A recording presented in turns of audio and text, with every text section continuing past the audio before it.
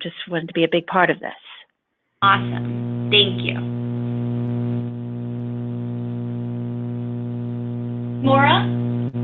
Hi, I'm Maura McLean, and I am involved with the Mass Lactation Consultant Association, and I happened to pop into yesterday's Boston Breastfeeding Coalition meeting and heard about this, and the Milka is really interested in figuring out ways to increase the number of IBCLCs in Massachusetts, especially in underserved communities.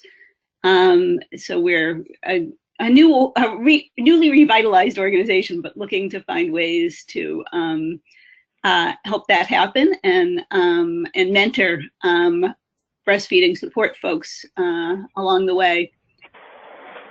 Awesome. Thank you. We're so glad that you found us yesterday.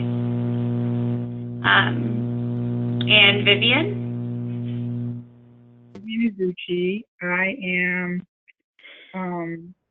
trying to put myself on the path of becoming an IBCLC. So I'm just trying to get as much information, education, connect with folks and organizations to help me in my journey. Awesome. Great. I'll go first here in person. I'm Risa. I am one of the AmeriCorps Vistas working with Vital Village Network and supporting the Boston Breastfeeding Coalition. And I'm here just to learn more about how we could better facilitate support and what our volunteers and IBCLCs and partners want. That's exactly why I'm here. My name's Rachel, and I'm also an AmeriCorps with Vital Village. Great. Hi, everybody. It's Erica Pike on the call, too. And I am here as a supporter for the Breastfeeding Coalition, the scholars, and I am really taking a step back. I'm not doing much today besides advancing the PowerPoint. Awesome. So I guess first we can just go ahead and to give you a little bit of background, and Rachel can speak to this as well. Rachel was doing a lot of scholar check-ins and seeing how all of our volunteers were feeling about their position, since we had a training about 6 weeks, I guess 8 weeks ago now, and we wanted to see how everyone was feeling. And Rachel got some feedback that led us to host this brainstorm. Yeah. So the scholars have expressed varying levels of interest in furthering their certification. They did the certified lactation educator training in August, but a couple of the scholars are CLCs, and a few scholars want to be IBCLCs eventually. So we talked about what it would mean for Vital Village to kind of facilitate support meetings or gatherings, or what we can do to help people reach certification. So that's what sparked the webinar. So I know that I've talked to Vivian about it a little bit. So Vivian, if you want to kind of share with the group what you think might be helpful for support, in certification or just on your path in general, we'd love to hear you talk about that. And that's the basis of the conversation today, right? And so do you want to keep going through the agenda before we jump into the brainstorm? Yeah, sure. So we're basically gonna figure out what the purpose of these support meetings is, because we want them to be really determined based on what our scholars want and need. We also, as Jenny mentioned in our coalition meeting, and a few other scholars mentioned an interest in sharing resources related to like activities or topics that could be covered in different groups. So we also wanted to pose that option out and see if people were interested in that or had any other ideas. Once we do support, we want to talk about some logistics and planning. So figuring out how often people would want these meetings, or who would maybe want to take a leadership role if any of the scholars are interested in that. And since this is a small group today, we can also potentially brainstorm some of our peers or friends involved in this who we think could be good people to reach out to, who maybe would have ideas or would want to take on that leadership role who aren't able to join us today. And then if we have time, we can go through some more specifics regarding the requirements for certification and talk through kind of hammer out details of what the support would look like. But really just overall, a brainstorm. And just so you all know, we are recording this. Just as the audio, if I can get verbal consent, that will be helpful, and so that we can then pass along what does get discussed to the other scholars who weren't able to make it today. You have my consent, Jenny. Thank you, Jenny. This is Maura. You have my consent.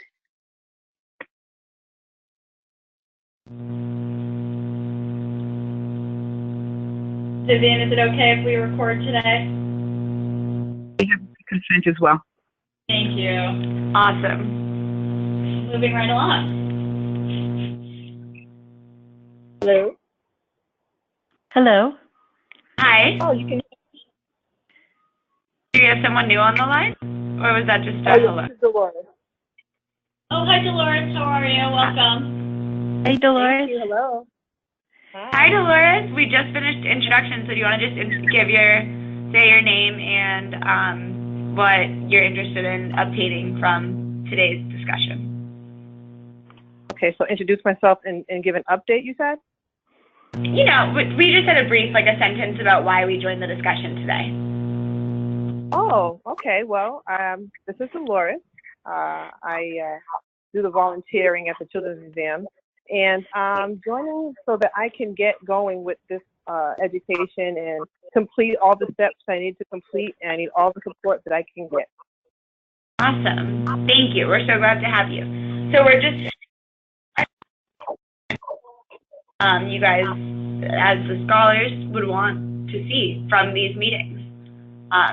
So really, the floor is yours. And Dolores, we were recording this conversation so that people who couldn't join us could listen. Is that okay with you?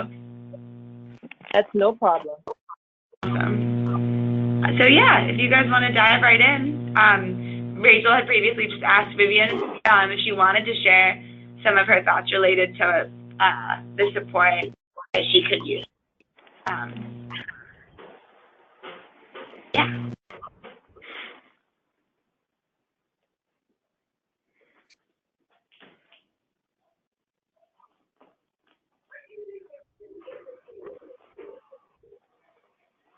So I know the last time that we spoke, Dolores and Vivian, we talked about whether you guys had had a chance to kind of look at the steps.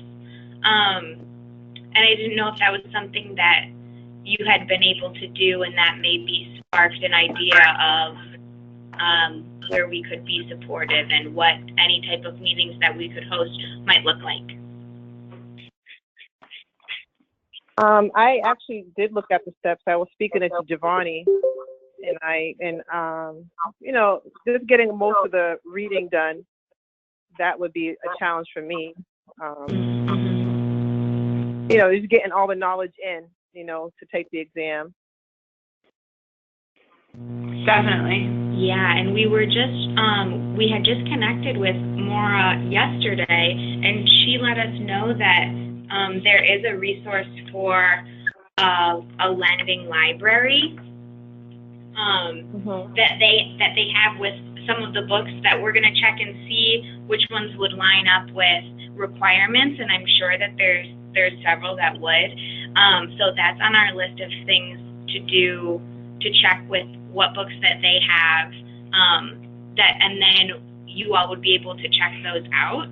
So that could be a way to help with the readings. Would it be of interest to have a space where people could come and like read together, or would that not be as necessary? I think that would be in a good way. That would be good because it kind of holds you to it. You know, not to say that I'm self-motivated sometimes, but not very, especially when I'm busy with the kids. So if I knew that I had okay, a group that's going to be reading this time. Either I can phone in right now or drop in. That would be great. Kind of like Definitely. taking online Yeah, course and as opposed to making going to calling the in available. I've heard that has been helpful, even setting up the time and the place and saying this is a time for you to work on next steps. I think that is what I'm hearing, if I'm correct. Exactly. It's definitely a great motivator, though. Yes, motivation, definitely. Yeah. Can you guys hear me? Yeah, is there Dominique on the line? Yeah. Oh, Hi, Dominique. apparently I was at the wrong site. I've been here since 4:01.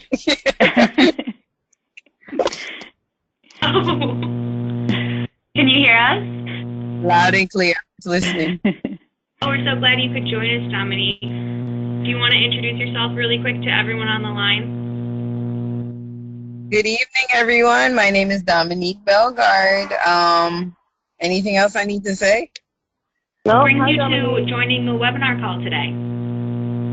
Oh, pretty much the reason why I joined the webinar is motivation and to be held accountable and for us all to excel at the same time so that if we have a conflict, we all can brainstorm on finding ways to just kind of make our studying skills better because we are busy moms. So that's here. So I like it. I logged on today, so that's a big step. Yeah, thank you so much for joining us, everyone, on your Friday afternoon. Cool. So yeah, we just spoke a bit about space being available for people to actually have a dedicated space or time to get some reading done.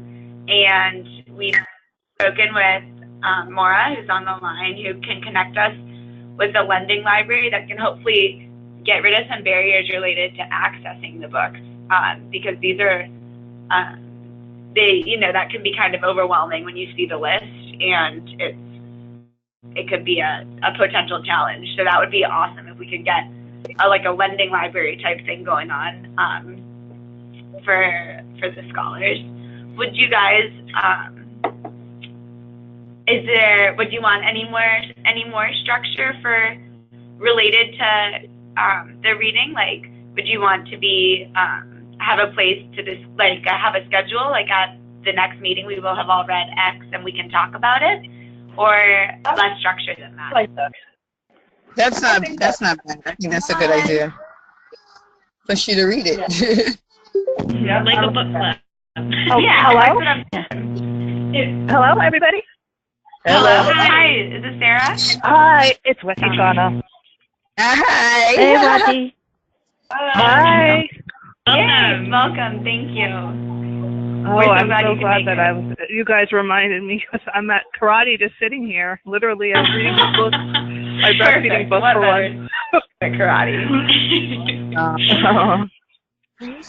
So we just, to give you a quick recap, talked a bit about what type of support people would like to see. And so far we've talked about a lending library to try and increase accessibility of the books, and then maybe some dedicated space and time to do the reading, and a schedule almost, so everyone can try to stay on track and read certain things by specific days or times, so they could join in and talk about them with one another.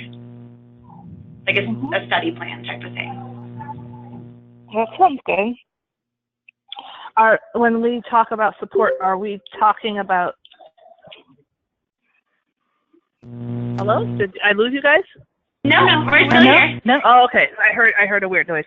Okay, so are we talking about support for the CLC or IBCLC, or are we just talking generalized support, or?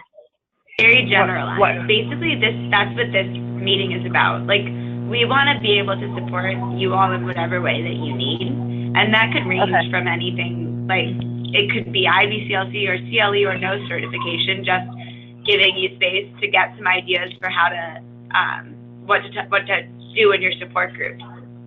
Oh, okay, I see what you're saying. Oh, that's great. I think that's great, because sometimes when you make it too specific, then some people are like, oh, that doesn't really meet my needs. But I think that's really good to keep it wide open, and then based on who's regularly showing up, it can focus a bit more. Definitely. So if we were to offer a time and a space open to all, it would be past trainings, and they're not on the path to do CLE because the trainings that they attended were for different certifications. So that's why we really also want to keep it open. If we were to offer a space and a time, what would you want the meeting to look like? If you have any ideas around just like you walk into the space, like what do you think would be a good idea to have in those meetings? Well, one thing I will say is that I almost feel like, I mean, maybe this is asking too much of the IBCLCs we already have on staff, but when I am in the Dodman at Codman, I feel like maybe I hear 30% of the conversations Jenny has, because what ends up happening is, as an unofficial, I mean, I'm official leader, but I try to make it more when I'm a part of the group than like, and listen a lot instead of kind of being like, I know the answer, blah, blah, blah. So because of that, a lot of times she might, and because women are sometimes shy, she might pull someone to the side and answer a question, and then I don't really hear the content of it, or they might ask a question, but I don't really hear the answer. And it's by design, because there might be other people who are a little bit more socially like nervous or whatever, or don't know people, so then I'll be talking to them, which kind of is part of the glue of the group, is like people feeling welcomed and people also feeling like they can ask their questions privately. So I feel like I would get more out of my weekly group if maybe there was a way to have a debrief, even if that debrief wasn't necessarily with my client. Like, so for example, if Jenny saw Susie and Susie's issue was thrush or whatever, not to make anything up, but just like have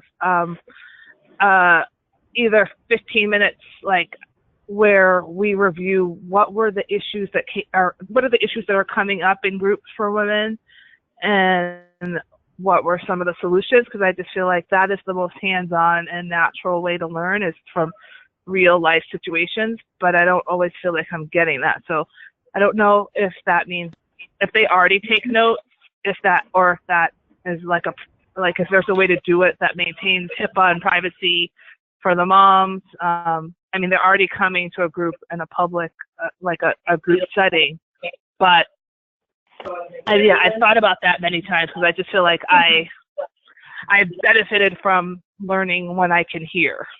And maybe that's also because our group is much bigger sometimes. Right. No, yeah, I think Yeah, that's a great point. I've been definitely thinking about that. I think it would be a great idea to figure out in these groups I didn't even know you were here, Jenny. Oh, sorry. So Yeah. A more formal way God. to address that, so that we have, a set of expectations around what the scholars would get when an IBCLC is at the group too. So that's a great idea. Definitely. And maybe in this space, would people be interested, even just the scholars themselves, in a shared space that is, however often we decide to see like sharing with one another some of the challenging or interesting experiences they've had over the previous weeks in their own individual support groups, and that could include IBCLCs if they want, if they want and have the time and capacity to stop in on these groups, but it could also just be their scholars who are leading support groups in other parts of the city, sharing their experiences to help everyone learn. Yeah, I thought that probably we could get to, like do sort of case studies or case presentations, of different things that happened at the groups, not only for breastfeeding, but even what happened in the group dynamics even. Yeah, definitely. I think the idea of case studies and a shared space to discuss things and, debrief, I think that sounds fabulous. Is that Sarah on the line? I agree. Yeah, it's Sarah. Hey. Welcome, Sarah. Thank you for joining us. We're so glad to have everyone. I think another thing that I think also if people that are in groups weekly could keep track of the most common problems that come up, and then we can kind of build case studies off of that. I think that that's a question that I remember coming up at the training, was people wanting to know what's like the most common question that moms are going to come in with, and then if we focus on going over those, then it'll help people be more prepared. If people think that would be a good idea. Definitely. I would be happy to, like, if we knew if we had a planned session about what we were going to be reading, and I'd be happy to come up with cases or common problems and suggest, things people, not resolutions, but things that you can suggest to moms based on the common problems. Thank you. That's such a kind offer. That would be awesome. That's a really great perspective. Forgive me, ladies. I am here. Just want you to know I'm still working, doing hair. I'm listening, and I will jump in. I promise. Okay. Don't worry. Thank you. I'm liking everything. I'm liking everything so far. Thank you for that feedback. It helps. Yes. Thanks for the confirmation. Great. Does anyone else have any other things? So that was that little conversation stemmed from Watisana suggesting having the debriefing of what's actually happening in support groups as an idea for a meeting theme. Does anyone else have any other ideas for what a meeting theme could be for these potential meeting times? They could also grow as as people get further along in their paths. If you get to a new challenge, like if writing an essay becomes challenging in 6 months from now, we can always edit them. But this is just a brainstorm to start out.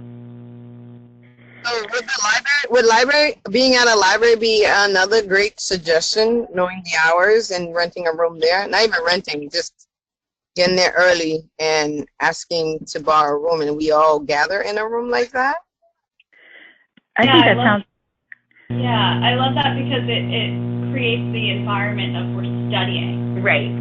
Yeah.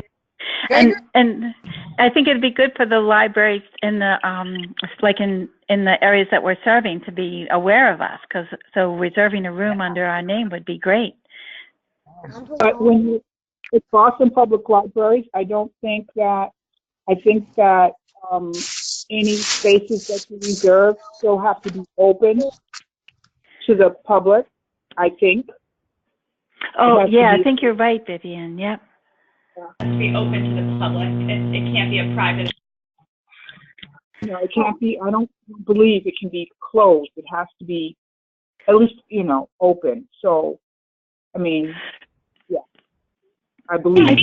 I think that would be okay. I mean, if you say it's open, and if anybody wants to come in and learn about breastfeeding, that could be. I mean, we could see how it goes. Maybe if it's too interruptive, maybe we'd have to change it. But I would highly doubt that anybody would regularly attend if they're not also on this track, right? And if they did, then if this becomes a way to recruit additional people, then that would be great.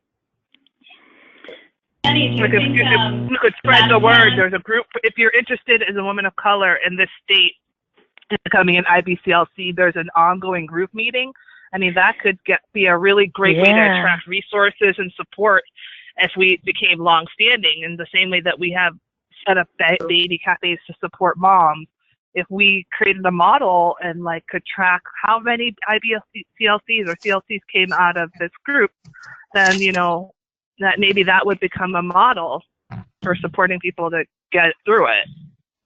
Right, I think you're so right, Watisana, that if people are interested and they see a public space and they could join in, it makes it a little bit more accessible, even if you haven't gone through one of the trainings Vital Village has sponsored. I think those are all really good points.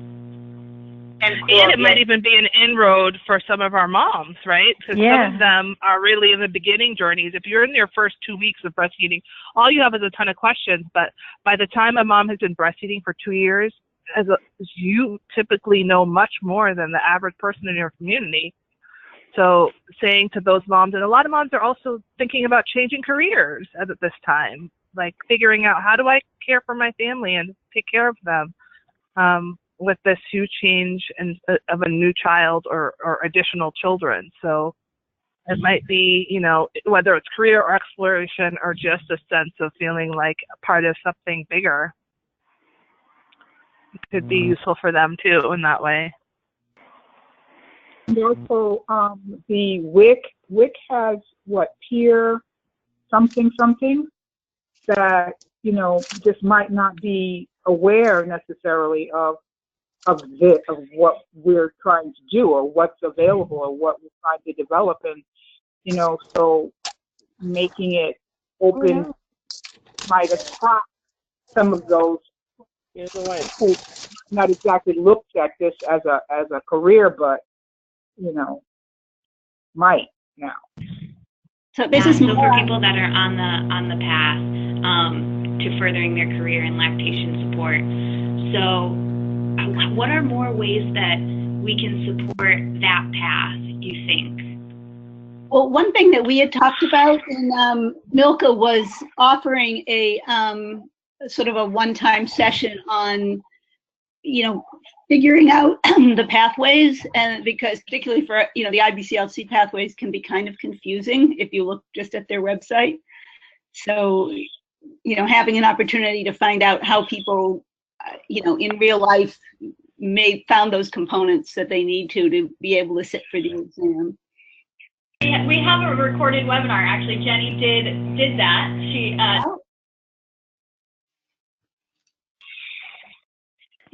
yes, that you can take. So which we can repeat and do again too. We could hopefully get that to you. We're working on getting it uploaded onto YouTube. The other big issue or big barrier that I think comes up is how do the scholars get enough of the clinical hours and mentorship, clinical mentorship. And I was curious, Mara, if that could be something that we could talk to, if we could talk in Milka about doing. It is something we really wanted to look at and sort of figuring out what might work for people and what might be, I think oftentimes there are things that, you know, the pathway says if you did this or this or this, that gives you your clinical experience, but it may not make you feel ready to do that in real life. Right. You know, I think the pathways that many of us took, you know, may have not really gotten you ready for a role that you might want to take afterwards. And I think that's something that we've been looking at. So I think, but also finding actual ways to do it. We had a conference last spring, and we talked about, we had 3 different people present, and one of them was Lucia talking about the baby cafe as a way to gather hours. Another person was the one I mentioned yesterday about Berkshire Nursing Families, which is a very rural setting, but how they've made that work because they have fundraised enough to kind of create this breastfeeding clinic that serves moms both with home visits, and there's somebody sort of at more of a, you know, the 1 week training level who calls the moms on specific dates post-birth to check in and see what they need, and if they need to see an IBCLC, that happens. So it's an interesting model that really is a comprehensive kind of model, but it also provides opportunities for mentorship within it. And then there was somebody who had figured out how to get a hospital to allow her to an IBCLC on a hospital floor. And that is the huge thing, is that to get hospitals to allow people in who are not RNs or not already a medical person. So I wonder if Jenny, you had originally spoken about connecting scholars with IBCLCs because there's fewer IBCLCs, and we want that, we know in our network, and we want our scholars to have time with them, but you don't. Right. I guess that was what I was hours wondering. in the day. So maybe, yeah, exactly. Maybe we could do. What is there an interview component of the CLE training? Yeah. So maybe would people be interested in like a group interview? Everyone could do the interview together at the same time in one of the meetings. Yes, indeed. that would be awesome. Awesome. Resounding yes. All right. And I also hear that, you know, I'm sure there's a website component where you can map IBCLCs, but I think it would be really beneficial, at least for our team, to strengthen the relationships with the IBCLCs that are already existing in our network, and identifying, you know, what would be a capacity that they would be able to support the Yeah, scholars. I think that'd be great. Yes. Because we do have some that are connected and more now that we have Maura. But we, I think that is an area of growth, at least for the coalition staff here. We can tie it in and bridge those relationships out to the scholars. Definitely. I also think it would be, when I was reading an article just the other day about what the impact is on students when they have a teacher who is the same race as them, that literally their learning is more deep, or it may not be same color, but same cultural background. So if I'm Irish and my teacher happens to be Irish and grew in the same neighborhood and is doing something that I want to do, then the odds of me being able to do that same thing go up, because there's just natural affinity in ways that there wouldn't otherwise be. So I'm wondering if we even could like figure out ways to get, I don't know if it's online boards, or find out who are the IBCLCs in the state who are women of color or people of color, because I know there are male IBCLCs too, either locally or, you know, within an hour or two away. And so when they're here doing either talking or training or doing work for other things, maybe to be able to invite them to come in and talk about their stories and how they overcame obstacles, because sometimes That's it's a great idea. along the way having somebody tell their story, and you know, will give the people who are supporting us ideas, which will also give us ideas about what kinds of support to ask for. So Mara, do you know if we can get that information of who? Well, I think that's a valuable, you know, piece of feedback, because we can ask, you know, one of the things we're looking at is doing a survey of our members to know about what their various background and strengths are. So, for example, if people, you know, can speak different languages and things like that, but it would be helpful to have that, to ask for that kind of information as well, and in their interest in mentoring or availability to mentor. So I will bring that information back to the, you know, in terms of our growing our database about the IBCLCs we have. You know, I think one of those things one of the really big barriers we have is that the IBLC, which, you know, provides the exam, doesn't, they will tell us that there are 430 something, and I can't remember the exact number, IBCLCs in Massachusetts. They won't tell us who they are. So if any of you know IBCLCs that I may not have connected with yet, I'm always asking that question. So we've combed the Zip Milk registry, and we've combed USLCA and ILCA in search of people. So but I still don't have anywhere near 400 on my list. And maybe that's also something when we have these conferences that are happening and they have tables, you know, that's something that, you know, they have in their registration materials, like letting people know we're trying to create a database, and this is part of why, so that it becomes bigger than just sort of our local efforts, because other people know people who know people, and other people don't want to be found, right? Because they don't want to do the work. So they're like, obviously, may be I know one of the pathways is like, if you're a nurse and you've worked with lactating moms for a certain moment, like you automatically got the IBCLC. So depending on how many of those who have it, but aren't necessarily using it as their primary certification, they may not even be they may have it, but that may not be somebody that feels competent to mentor anyway. And they Yeah. might not be listed on Zip Milk because they're working in a hospital setting and they're not trying to be, they're not making themselves available, needing to make themselves available to moms. So yeah, it's a lot of those things. I also was going to mention that there's a national speaker who is a male IBCLC of color. His name is Clifton Kenyon. I've heard him speak a couple of times. He's very good. He's also on the board of IBLC right now, so somebody with some influence there. And we were actually talking about trying to get him if we were doing a conference in the next year as a speaker. Is that Kurogi? Is that his name? What? It's Clifton Kenyon, or Kennan. Okay. K-E-N. I know another one. And just to what was IBLC? That's the organization that provides the IBCLC exam. So it's IBLCE, International Board of Lactation Consultant Examiners, just to make it more confusing. Thank you. We were confused here for a second. Well, everybody is, and I wish I had been around when they started this alphabet soup to say, don't do it.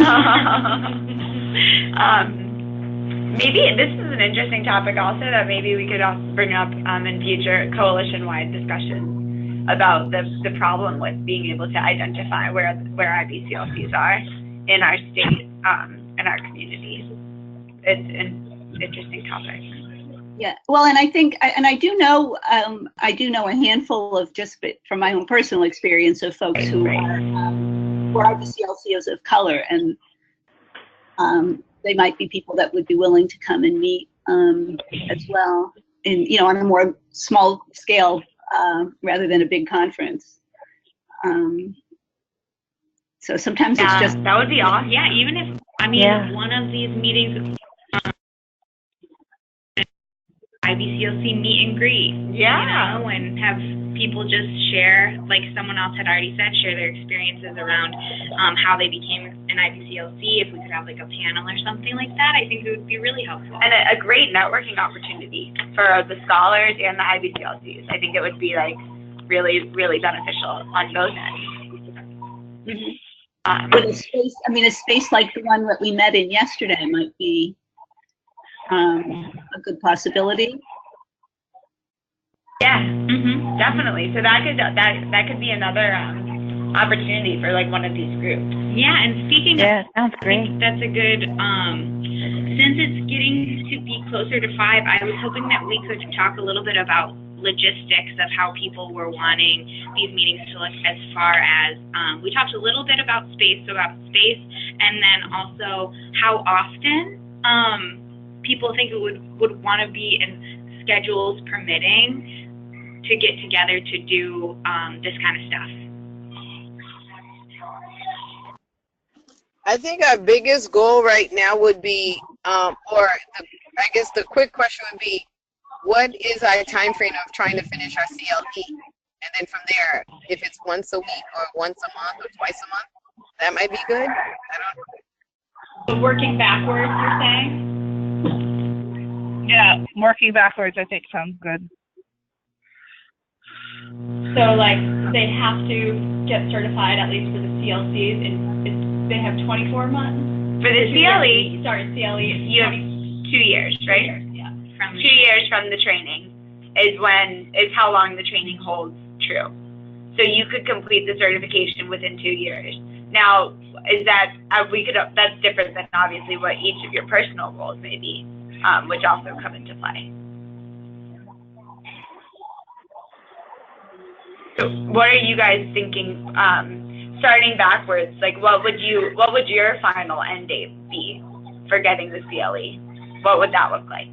Or IBCLC. Or IBCLC.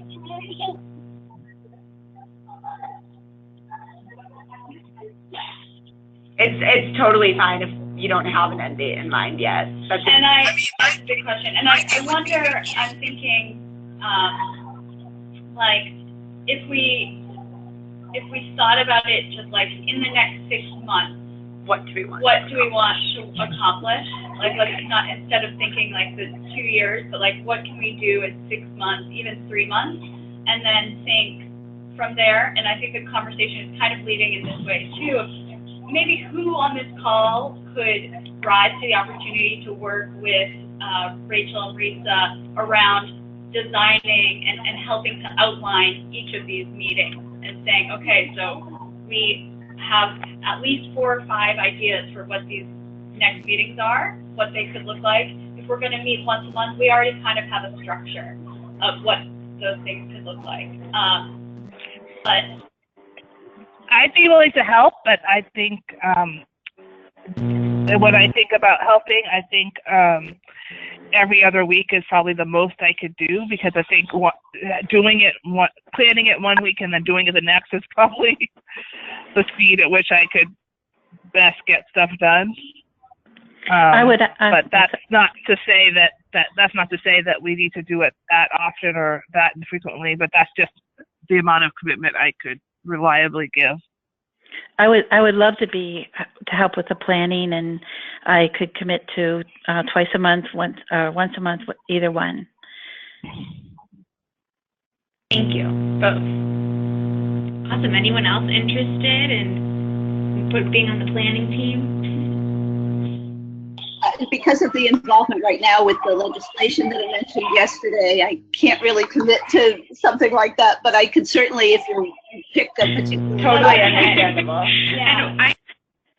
Some of the ones that we have, I'd be happy to try. we met you yesterday. And you're already helping us so much.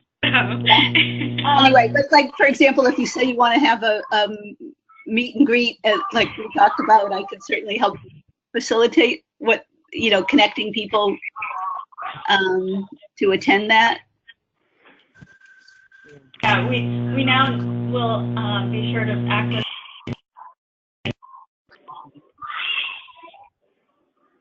It sounds like we have a solid group. If anybody else feels inclined, let us know offline too. No need to commit right now.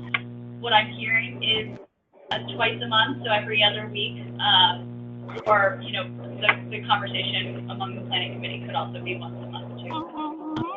Decided. I guess it would be. Sorry. Go ahead, Dominique. No, I would just agreeing that twice a month is a good start. And I think in general, we all will chime in when it's needed to add more ideas. Right now, everything's still fresh. So, when we sleep on it, get the email, and then we'll probably end up sending more emails about it. Definitely. Yeah. And totally, they'll be transparent and very, very flexible throughout the process. So even as we establish some of these ideas and we have the first few meetings, if people are feeling like, oh, maybe we should do it a different way, nothing is set in stone. So that's totally fine. What are we thinking in terms of location? Where would be best for people to meet? The library we talked about. Is there like a backup that would be a convenient location, like BMC? We could always host here. But other recommendations for space, it could be nice to do it in a location where there is a support group. People could visit a new site. Yeah. Oh, that's an idea. I could check and see. I'm sorry. What did you say, Dominique?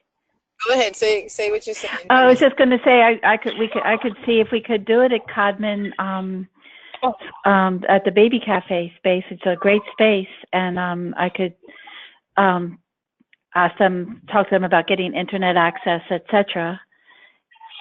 And also, I was wondering about like the Codman Square, the Codman Boston Library at Codman Square. Oh, it's a public library there. It's a beautiful space. I think that's awesome. I think the other cool thing is that because with BMC, in some ways we're still using money. Because if someone parks or wherever it is, I feel that we're really trying to promote the whole community. So it'd be cool, I think, if we go to different libraries that are convenient in our neighborhood, so that everyone doesn't have to travel as far. I don't know. What do you guys think about that? Yeah, I like that idea a lot. Yeah, like rotating a couple different spots. Yeah. That would be really neat. Even the Connolly Library in JP, it's small, but they've got like the kids section we could all use, you know, just to switch it up. Yeah, I was going to say, I think that's really important because one thing that came up with Northeastern Crossing was during the training, several of us had our kids kind of in that little adjacent space, and the door was open. But at our last meeting, she said that the kids couldn't be there without an adult. And I was like, well, we just did a training. We did this. She said, yeah, you know, if her boss were to come by, they wouldn't be happy. And so I think being in a space where if the kids are in the room, it's not so small that it distracts from what we're doing. Yeah, the library doesn't have rugs or someplace. Yeah. I mean, I don't know, just where if they're making a mess, that it wouldn't be a big deal. Well, I know the community spaces at the Codman Library and at the Mattapan Library are both very big those are the two and realistic ones open right now. Yeah. I agree with you, Jenny. Those are the two realistic ones where your children can be making noise and there's still desk and table around for all our children to be around. So yeah, that works. And ideally, the nice thing about the library is they already have materials on site, so it's less prep for whoever's organizing. You know, they often have things you can check out or games or, you know. Yeah, right. And I usually come prepared with something in case there's nothing, but. And they have Wi-Fi. Yeah, definitely. Major. What do we think about timing? I like morning. It all depends because everyone's schedule is going to be so different.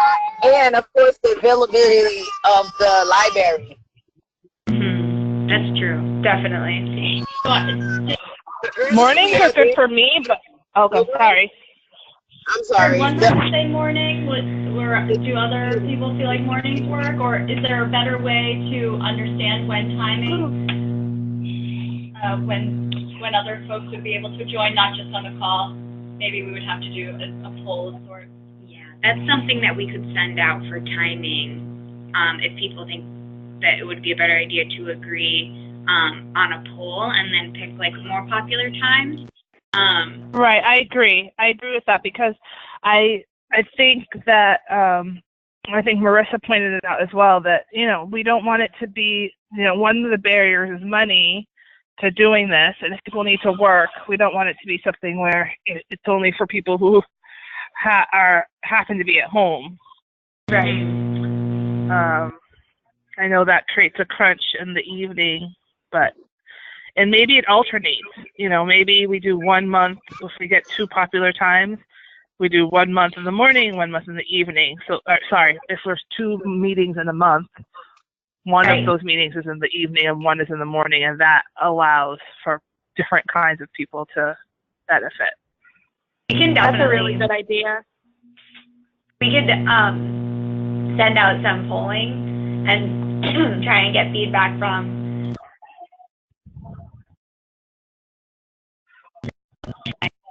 find a time that works for everyone. And I love the idea of doing some rotations in time too. So that way, if it's always at a new location and there's some different times in there, hopefully it's as accessible as possible. Yeah, making more opportunities for everyone. There will be definitely always a call-in component to our meetings as well. So people can come for the in-person. There's a lot of value in that. But if someone can't make it there, the call-in feature, we can always include pretty easily. Yeah. So that's also a nice thing to keep in mind. How long are you thinking these will be? Like 2 hours? 2 hours is realistic. Yeah. We do get chatty. We all have something to say, so 2 hours is realistic. Definitely. The other thing is that, you know, when you're in a library, if you're at Common Square, you could definitely bring food because we'll be in that big space. We just got to check the availability. But I know at Mattapan, you can't really have food in the library. You can there's a community room that we're using now for Hugs and Play that you can have food in. Awesome. It's great. We're good. So this is going to be great. This is awesome. Yeah, exciting. Yeah, so being mindful of time, it's about 5:10. So I think that we just have a couple reminders up on the screen, and this webinar will be recorded. So if you want to go back and listen to anything that people have said today, then you can do that, and we'll send out the notes from the meeting to all of the scholars and our IBCLCs that are present here that want to be a help to us. We'll make sure everyone has all the information, and we will work on the scheduling next steps and reach out to people who are interested in helping us plan this first scholar support meeting series. I like the name. Me too. I think that's it. If anyone has any final thoughts, feel free to share, and then I think we'll close. Awesome. Yeah, I'm real excited. Great. I'll just run through some of the next steps that I had put down. I have sending out the recordings to the scholars, outreaching, doing a little bit more intentional outreach to IBCLCs to start to bridge those relationships. For the committee, we have we have creating a poll for the best time, securing the first location, and creating a schedule of themes for the next 3 months.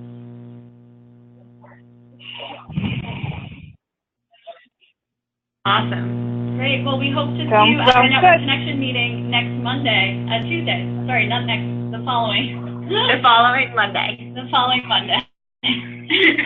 Yes. October 16th. So we'll have a holiday this Monday. I hope you all have a holiday and get to enjoy a long weekend. And the following Monday will be our Network Connection meeting.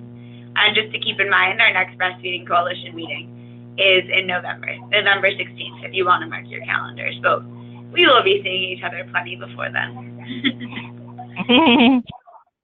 Thanks, everybody. Have a good weekend. Thank Bye. you. Thank you all. Yeah. Bye. Bye-bye.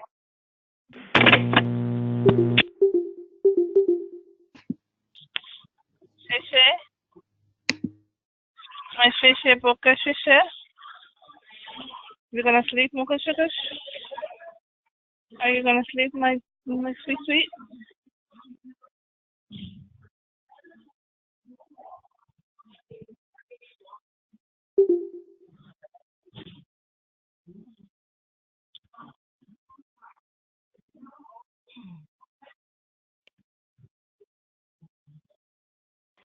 Is everybody still there?